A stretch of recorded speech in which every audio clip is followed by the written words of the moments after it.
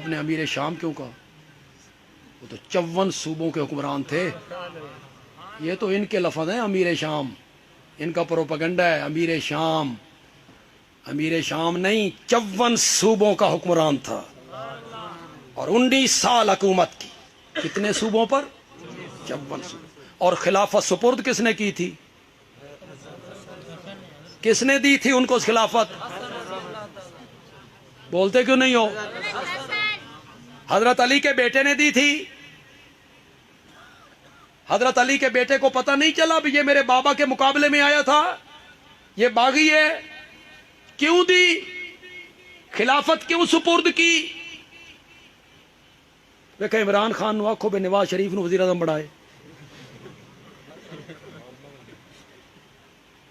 आसान होता है?